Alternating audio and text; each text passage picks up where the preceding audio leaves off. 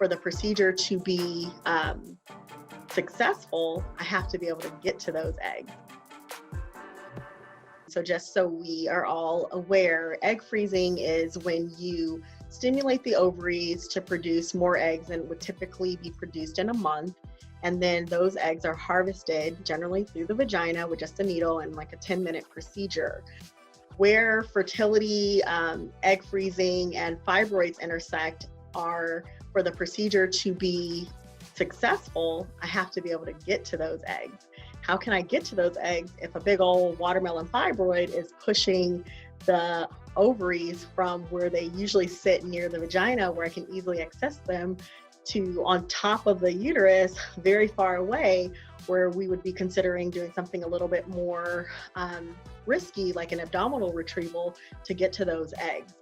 I like to partner, right? Me and Coach Jessie, we partner in the lifestyle portion, and many reproductive specialists, I partner with them. And then sometimes the decision is made, well, let's retrieve these eggs before you do surgery, because surgery is risky, right? It's surgery, so anything could happen.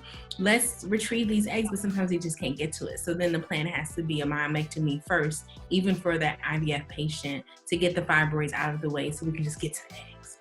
Right. It's such a double-edged sword, because we know that when you do procedures such as a myomectomy, people can lose blood, people can lose ovaries because of previous surgeries.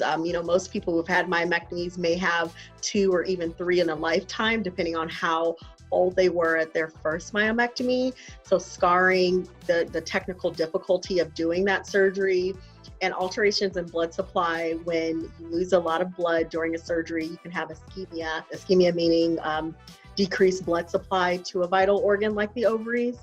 Sometimes they can go into menopause because now there are not a sufficient amount of eggs in that ovary because of ischemia to have any more ovulations in that lifetime. Yeah. In my case also, after my first myomectomy, there was so much scarring on the fallopian tubes. The only thing we could do was IVF, right?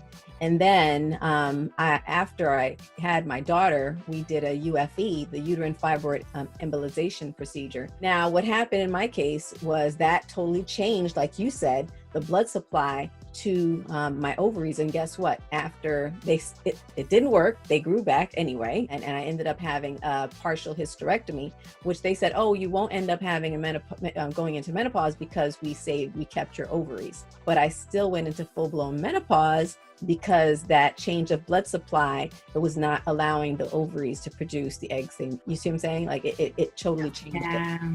It was a cumulative effect too. It was a lot. Yeah. Exactly.